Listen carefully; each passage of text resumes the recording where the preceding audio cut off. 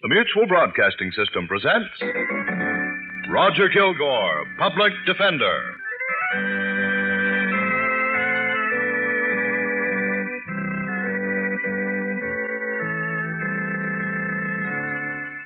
We hold these truths to be self-evident, that all men are created equal, that they are endowed by their Creator with certain inalienable rights, that among these rights are life, liberty, and the pursuit of happiness.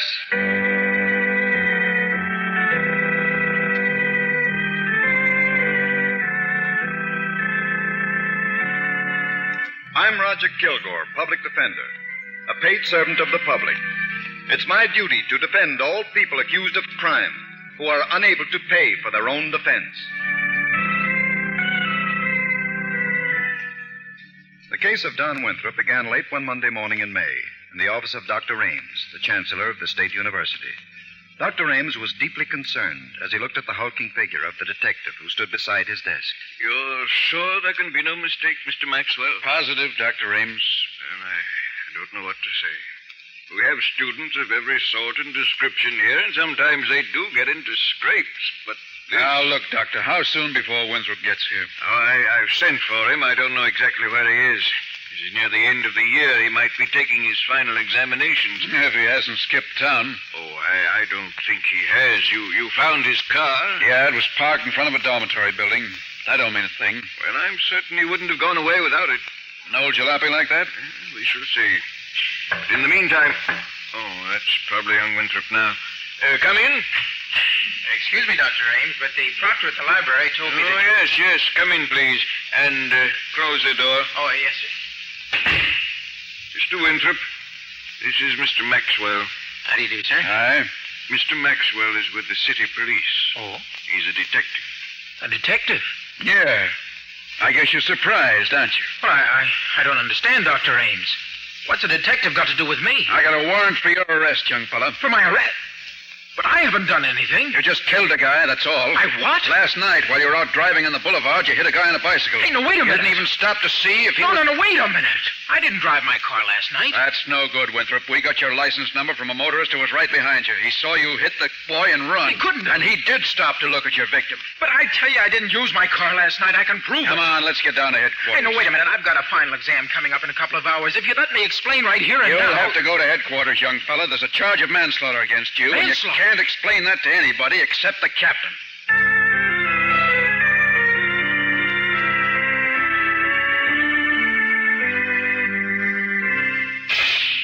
There he is, Mr. Kilgore. That's the kid himself, Don Winthrop. Thanks, Phil. Yeah, not at all, sir, not at all. I'll call you when I'm ready to leave. Anytime, sir. Hello, Don. Oh, gee, Mr. Kilgore. You don't know how glad I am to see you. I was afraid I'd have to go through this business without a lawyer. You asked for the public defender, didn't you? Well, yeah, but the police and the magistrates seem to think that because I'm a student and own my own car... I know, Don, but they can't take chances. Some people try to get out of paying legal fees. But they know that a student at the State University doesn't pay for his tuition. And as for the car, You need it to take you to and from your job. Huh? You work in a gasoline station out of town from 6 in the evening until midnight. The police checked on me so soon? That's right. They don't waste time. And that's why I'm here. The probation department's convinced you can't afford to hire a lawyer. Oh, gee, that makes me feel a whole lot better, Mr. Kilgore. Good. Now tell me what happened last night. You know what I'm being charged with, don't you? Yes, manslaughter. I'm accused of knocking someone down with my car on the boulevard, but I wasn't using my car. Jeff Kimball had it. Jeff Kimball? Who's he? One of the fellows at the university. I loaned it to him to keep a date. Do you live on the campus, Don? Yeah, I've got a room at Preston Hall. Who's your roommate? Well, I haven't got any, Mr. Kilgore. I live alone. Oh. Go ahead, Don. I was in my room studying, and somewhere around 8 o'clock, I heard someone knocking on the door. I went to see who it was. Oh, hello, Jeff. Come on in. Are you busy? Yeah, I sure am. I'm grinding for the exam tomorrow. Oh, yeah, I saw your car parked out in front. Hey, what's the matter? Did you give up your job at the gas station? Oh, no. I'm just taking a week off. I've got to make sure I pass my exam. Well, say, if you're going to grind all night, how about letting me use your car? I've got a date. Oh, sure. Oh, but you'll have to be careful, Jeff. What do you mean? Well, the brakes need tightening. I've been meaning to fix them, but never Oh, got around watch to it. I won't go over 30. Okay. Here are the keys.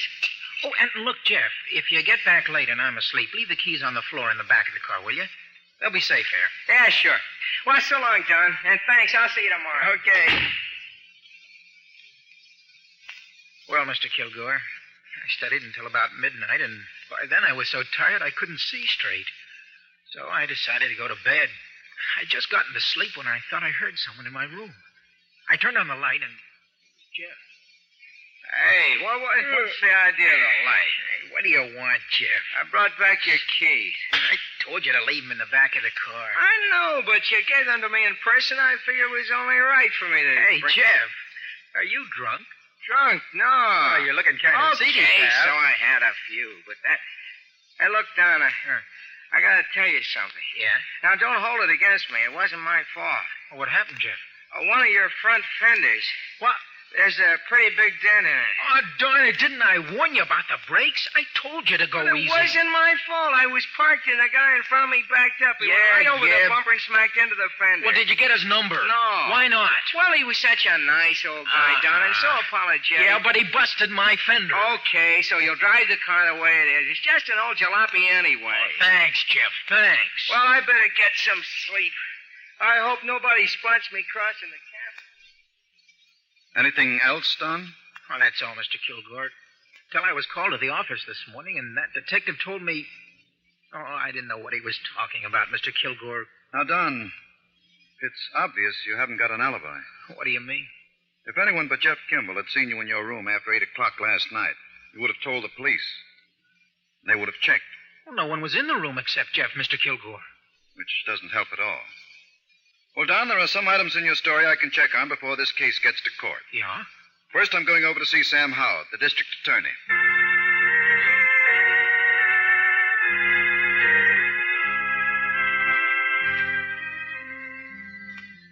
You want some facts, Roger? All right.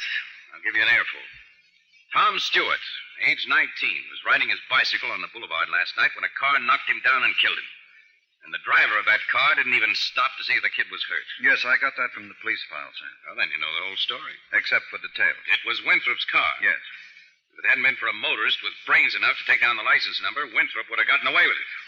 Another hit-and-run killer going free. Sam, I don't want to see hit-and-run drivers get away either. But if there's a chance that Don Winthrop is innocent... He'll get his chance to prove it. So far, he hasn't been able to convince anybody. Except perhaps you. He hasn't convinced me yet. But it seems to me that Don wouldn't have told that story he did. Unless there was some truth in it. Well, let's examine his story, then. He told me he loaned the car to Jeff Kimball. Kimball denies it. Mm-hmm. And he told me he didn't leave his room in Preston Hall last night, but nobody saw him there. Not even Kimball, huh? Nobody, Roger. Did you try to find out if anyone saw Jeff Kimball in Preston Hall last evening? Look, Roger, State University's a big place. There are 7,000 or 8,000 students there. But a lot of them live in Preston Hall, Sam. Where Don Winthrop has his room. The police have gone all through that dormitory. They found some kids who know Jeff Kimball, all right, but they couldn't find anybody who remembered seeing him there last night. Well, that doesn't prove he wasn't there. No, it doesn't prove anything, Roger. Did Jeff Kimball tell you he had a date last night? He did, and we checked it. Uh-huh. He had a date with Ruth Lansing, the daughter of one of the professors at State University. Did you get her story? Naturally. According to the girl, she and Kimball were nowhere near the boulevard or near the scene of the hit-and-run killing.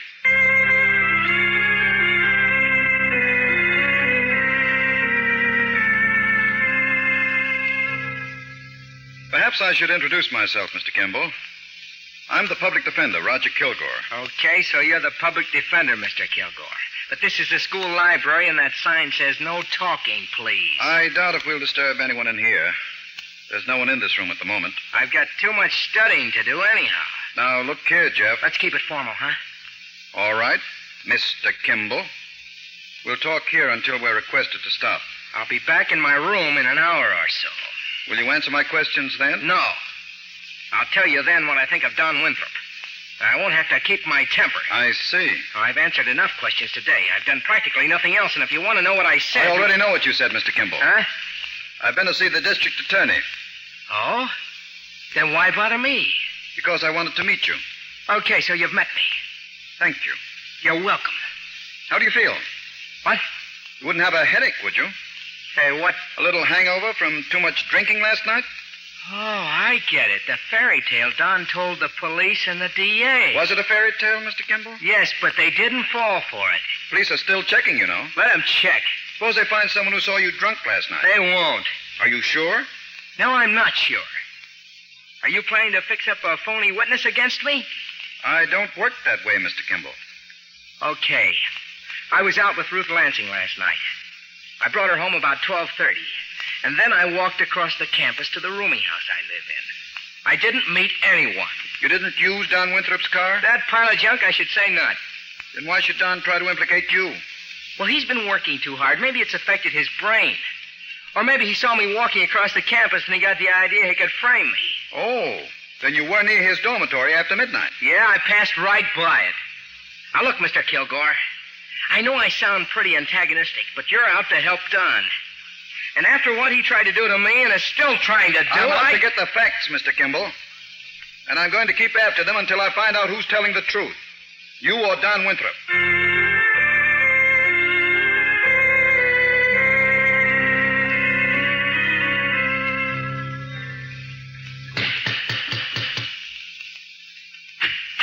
Good afternoon.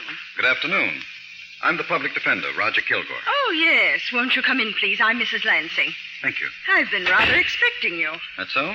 It's about the Winthrop matter, isn't it? Yes. A dreadful tragedy. That poor boy on the bicycle killed, and young Winthrop in jail as a criminal. Do you know him, Mrs. Lansing? Of course. He's in Professor Lansing's class, and he's been here many times. My husband's discussion group, you know. I see. A fine young man, and so conscientious. I can't understand him doing a thing like that. He pleaded not guilty, Mrs. Lansing. To be sure. And he's complete... Mother? Oh, Ruth, dear, I'm glad you came down. I was just going to call you. This is Roger I know, Kilgore. Mother. Mr. Kilgore, I don't want to be rude, but I'm very tired. I'll try not to keep you long. Just a few questions. But I told the police and the man from the district attorney's I'd office... like you to tell me, too, Ruth. But I don't see what harm it can do, dear. Just a few questions. What do you want to know, Mr. Kilgore? Were you out last night? Yes. With whom? Jeff Kimball. Where did you go?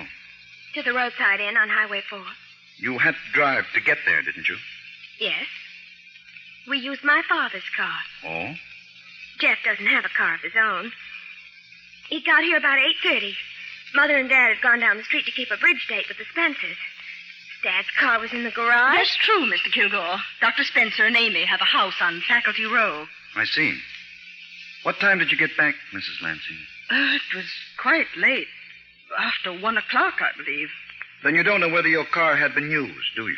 Ruth has said so. I'm sure she wouldn't lie to me. I have no reason to lie to anyone, Mr. Kilgore. And if you're going to presume I'm that only asking you and your mother the same questions I'd ask you in court, Ruth. In court? Yes. There will be a trial, you know. Don Winthrop claims he's innocent. I know. Now, Ruth, was Jeff Kimball drunk last night? No. He didn't drink at all? No. Mr. Kilgore, I've heard what Don has said about Jeff, and it isn't true. Jeff didn't borrow Don's car. Don made up that horrible story just to save his own skin. Perhaps he didn't make it up, Ruth. He did. And if he's guilty, if he ran down that boy on the boulevard and killed him, if he... I won't answer any more questions. I want to be left alone. Ruth, dear.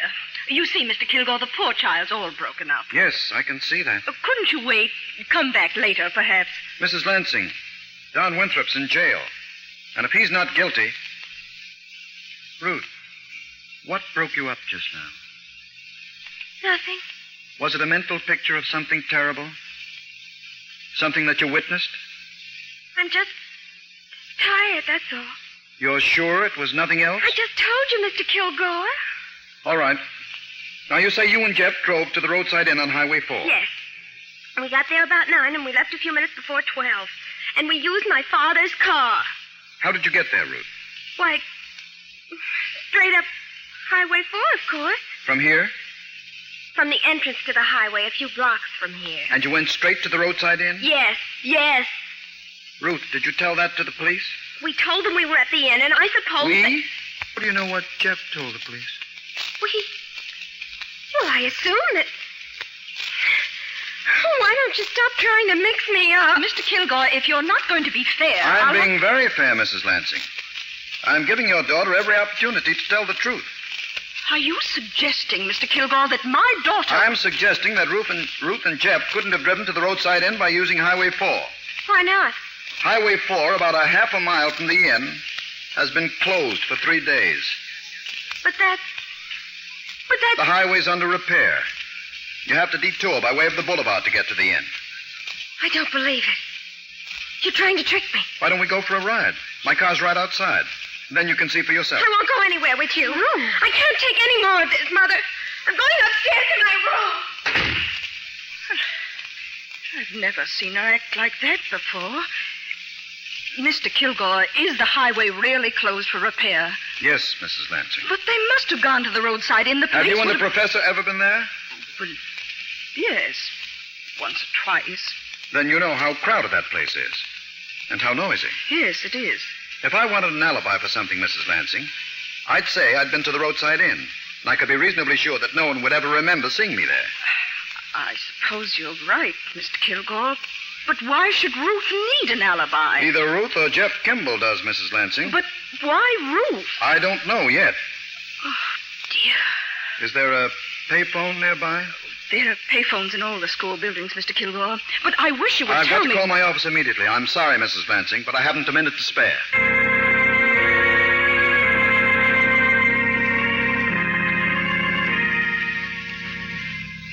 Public Defender's Office, good afternoon. Miss Carpenter, this is Mr. Kilgore. Oh, yes, Mr. Kilgore. Is Dennis O'Malley there? He's in his office. I'll connect you. Go ahead, Mr. Kilgore. Hello, Dennis. Yes, sir. I want you to meet me right away. Right away, sir. I'm at the State University, Faculty Row. Yes, sir, I've got it. I'll be in my car about 50 feet from Professor Lansing's house. Lansing, yes, sir. You shouldn't have any trouble finding it, Dennis. Oh, I know your car, Mr. Kilgore. All right, I've got a job for you. And I'll tell you what it is when you get here. But get here fast.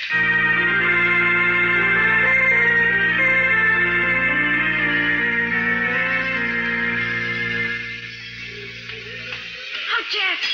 There you are. You certainly took your time, Ruth. I'm sorry.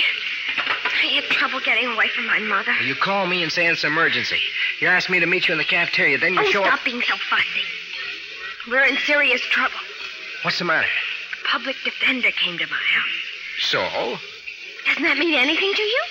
He's defending Don Winthrop. Okay, that's nothing to get excited about. But he knows we didn't go to the roadside inn last night. What? He asked me how we went, and I told him straight up Highway 4. That's right. But Highway 4 is torn up half a mile below the inn. There's been no traffic on it for 3 days. For 3 days? Why didn't you tell me there was a detour? I would have been prepared. I didn't know about it, Ruth. I haven't been up there in weeks. What are we going to do? Well, you can keep your voice down for one thing.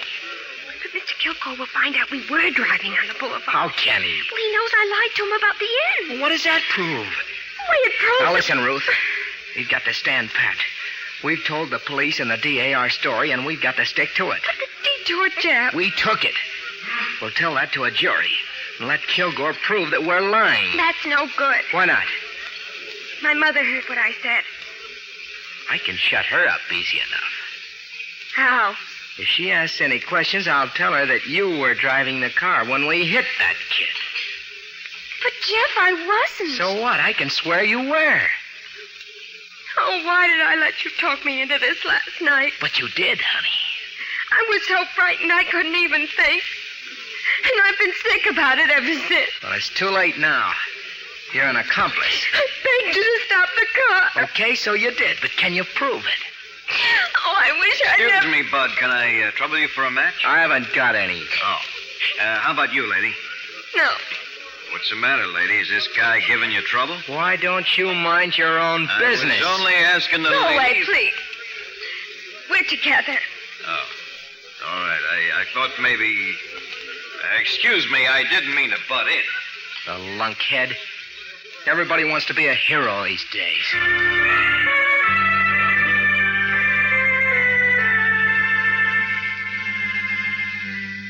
And that's what you heard them say, Dennis? Exactly, Mr. Kilgore.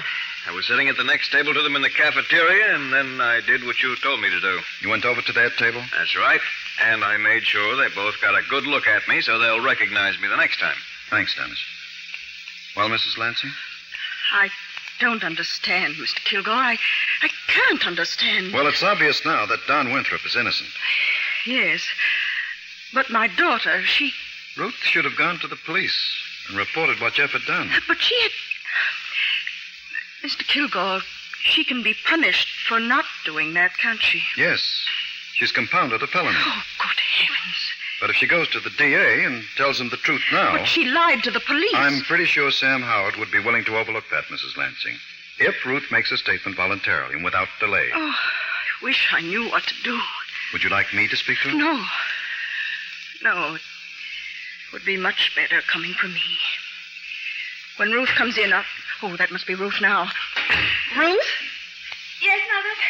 Come in here, please. I can't, Mother. I'm going up to... I want to speak to you. All right.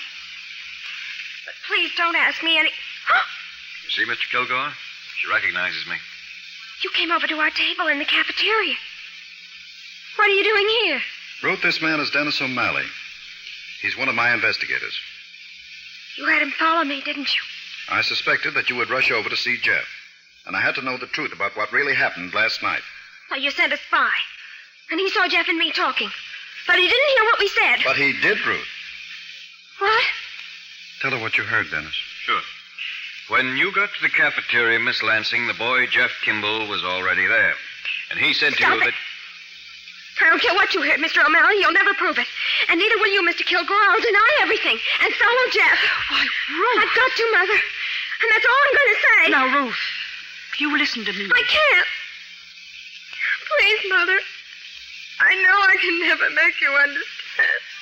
I understand now, my dear. You're terribly confused. But you've nothing to be afraid of. Nothing, Ruth.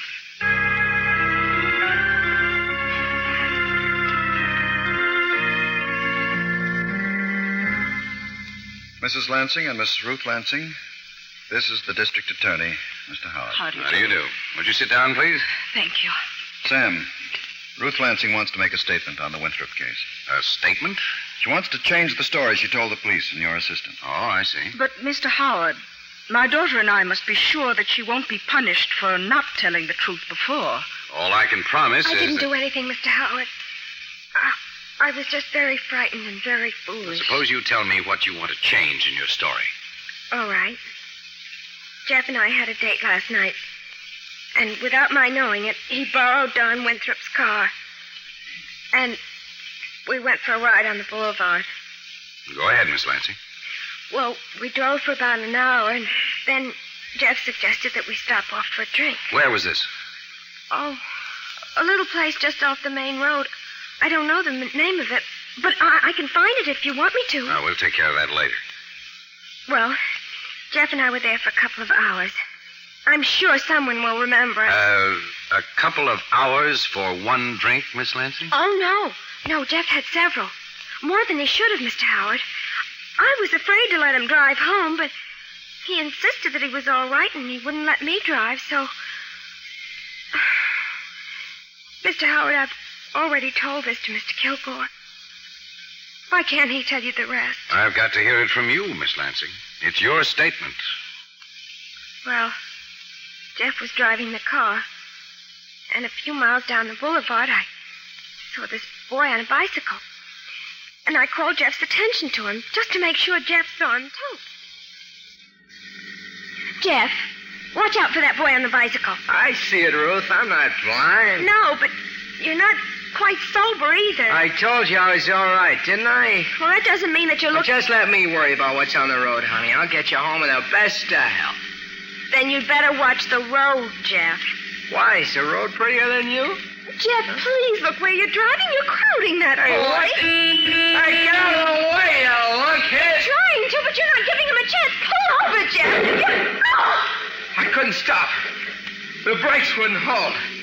Jeff, you're not going off and leaving. I'm not stopping the car now, Ruth. You've got to. Nothing doing.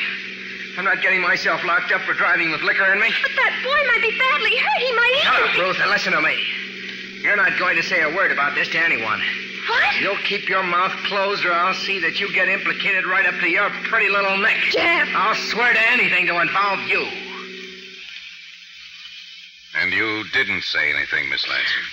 I was afraid, Mr. Howard. I didn't know what Jeff meant. But I knew he would. Yes. Whose idea was it to let Winthrop take the blame? Jeff thought of it. He phoned me after he returned Don's car, and he told me what to say and if there was any trouble.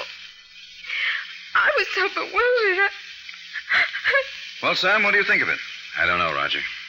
I'd like to check on the place they stopped off for the drinks. We can do that tonight. Yes. I'd like to hear what Jeff Kimball has to say about all this. That should be easy. Yes. I'll have him brought here tomorrow morning. But I want the girl to be here, too.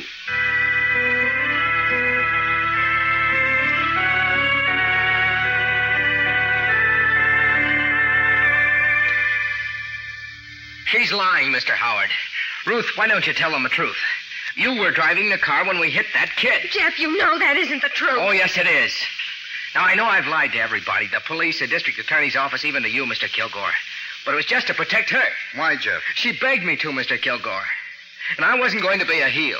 But letting an innocent man face a long prison term was quite all right with you, was it? Why? I thought he might get a break. Now, Jeff, you already admitted that you borrowed Don's car. Yes. And that you were drunk. I said I'd been drinking, Mr. Kilgore. There's a big difference. But I'm not going to admit that I was driving that car just to save her neck. You've already done that, Jeff. Huh? Excuse me, please. There's someone in the anteroom I want you to meet. Dennis, will you come in now? Sure, Mr. Kilgore. Jeff, this is Dennis O'Malley. Where did you pick him up?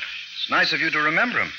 He tried to start a fight with me in the school cafeteria yesterday. I heard what you said to the lady, Mr. Kimball. You heard? From beginning to end. Mr. Kilgore wanted to report. Say, what is this? Who is this guy? He works for the public defender, Jeff. And he's going to testify at Don Winthrop's trial, if there is a trial. But Now, look here, Kimball. I've got more evidence against you than I ever had against Winthrop. But, Mr. Howard, You tried, but it didn't work. So why don't you just sit down now and tell us the whole story?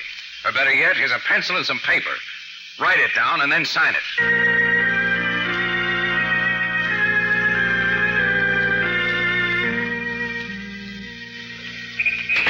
Oh, boy, Mr. Kilgore. I never knew the outside could smell so sweet. Well, you can go back to school now, Don, and take your exams. Well, thanks to you. But The university has agreed to give you another exam in place of the one you missed by being arrested. Oh, gosh, thanks, Mr. Kilgore. That's great. Well, take it easy, Don. You're liable to shake my arm loose. Oh, gosh, I just want to... I guess all I can say is thanks, Mr. Kilgore. Thanks a million.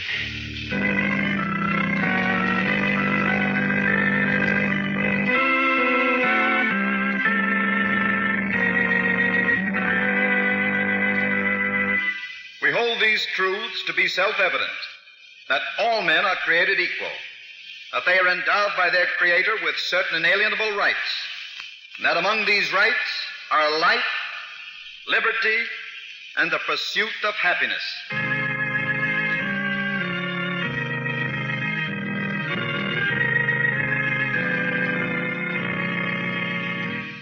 Roger Kilgore, Public Defender, written by Stedman Coles and produced and directed by Jock McGregor, features Santos Ortega as the Public Defender and Stotts Cotsworth as the District Attorney. Others in the cast were Donald Buca as Don Winthrop, Lawson Zerby as Jeff Kimball, Tarita Bauer as Ruth, Bryna Rayburn as Mrs. Lansing, Bill Griffiths as Dennis, and Bill Smith as the detective. Original music was played by Milton Kay. This program was based on an actual case from the files of a public defender, although all names, places, and dates were, for obvious reasons, fictitious. Be with us again next week when the Mutual Broadcasting System will bring you another Case in Fact with Roger Kilgore, Public Defender, to prove that justice, equal justice, is the sacred right of all people in a democracy.